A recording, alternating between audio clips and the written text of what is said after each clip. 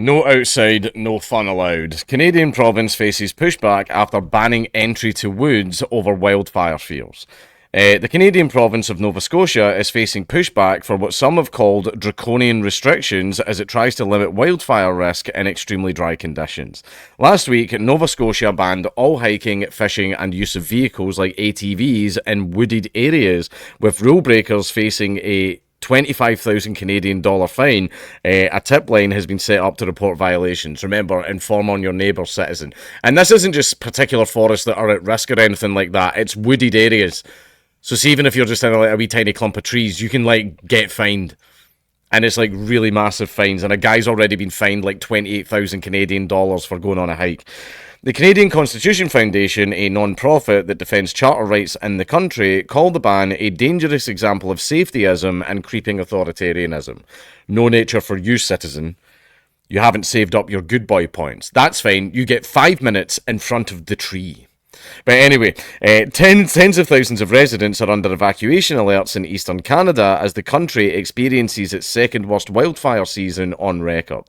Nova Scotia Premier Tim Houston says human activity is responsible for almost all wildfires in the Atlantic province. Official statistics from 2009 say 97% of such blazes are caused by people.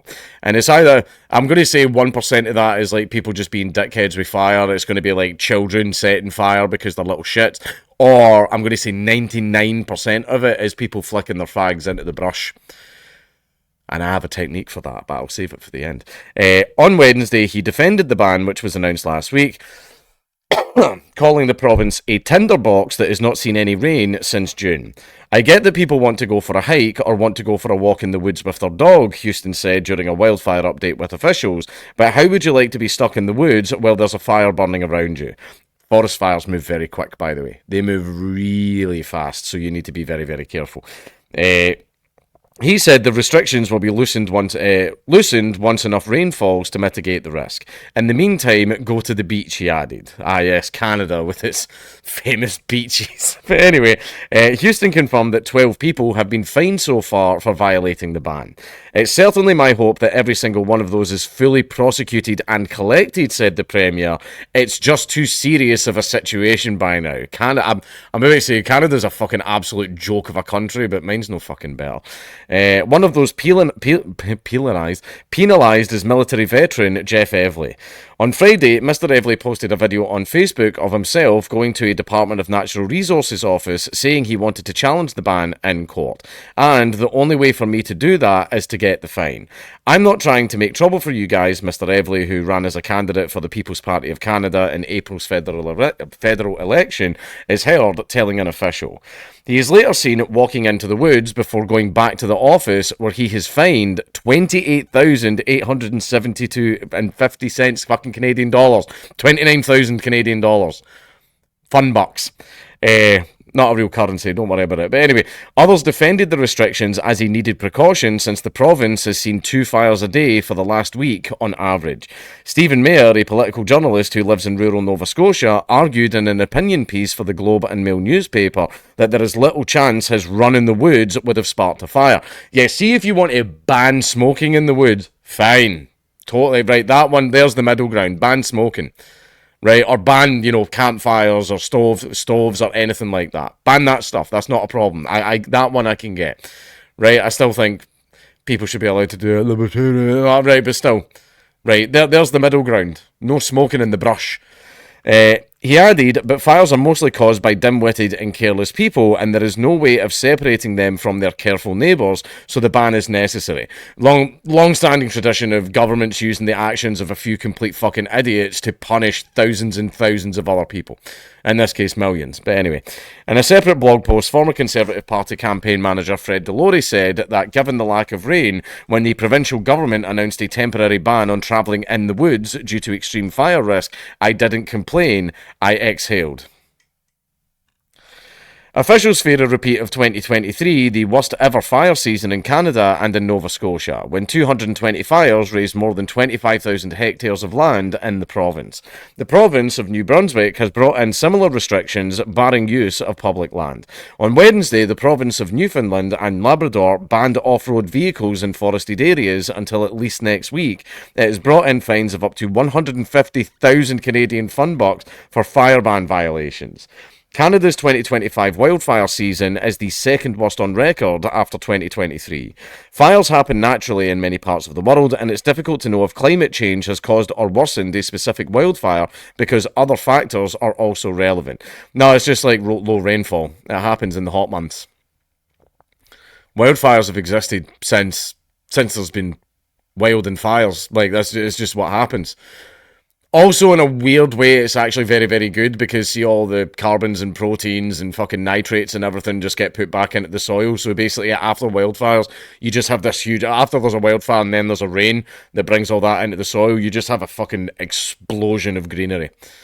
You know, it's almost like this cycle of, like, rebirth that, like, the forests go through. It's really, really weird. I mean... kind of beautiful as well, to be honest. According to the United Nations Intergovernmental Panel on Climate Change is making the weather conditions needed for wildfires to spread more likely. Just shut up. More than 470 blazes are currently out of control, says the Canadian Interagency Forestry Fire Centre. One is on the western outskirts of Halifax, the largest city in Nova Scotia, which continues to burn out of control. In New Brunswick, Premier Susan Holt called it a tale of two fires. She said crews had made progress on one fire, but we are having less success with another blaze near the community of Miramichi. Military and Coast Guard units were deployed in Newfoundland and Labrador, while the forest fires were concentrated in the provinces of Saskatchewan and Manitoba. 3 other provinces, British Columbia, Alberta and Ontario, have also seen fire activity well above their 25-year average.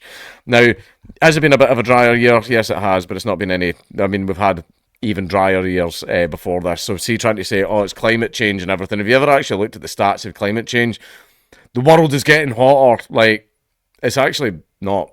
Like, just if you look at the statistics, not much has actually changed in the way of weather. The composition of the air is changing. We're getting more CO2 and we're actually going through like a big, not a greenhouse effect, but basically an ingreening of the world. Like, more plants are growing bigger and faster and stronger. And it's because of all the CO2 in the air. Basically, the world balances itself out. It was here a lot longer. It was here a lot longer than we were, and it's going to be just fine even after we're gone. But basically, see if it's dry season and you're away out in the brush, right? Do not light fires unless there's literally no brush near you. If I ever light a fire, it's usually on the shore of a loch where it's just sand or stone or pebbles or something like that. There's not even any brush near it, so that's fine, right? And I only really do that at night if I'm camping out next to the loch. During the day, I don't need to put a jacket on. You're fine, you know, unless it's the winter. But then again, the water's frozen. Good luck fishing in the winter. But go ice fishing. The lochs aren't really like that. Like, because if you're going ice fishing, you're going ice fishing into about a 6-foot depth. It's not the same thing. But if you are out hiking and it's dry season and you are a smoker, do what I do. I have a little half bottle, like plastic half bottle of water that I take with me. I just get an old cola bottle, empty it out, fill it half with water, and then as soon as I've finished my fag, I stick it in that and seal the lid, put it in the wee side bit of my bag and keep walking. There you are. You're not...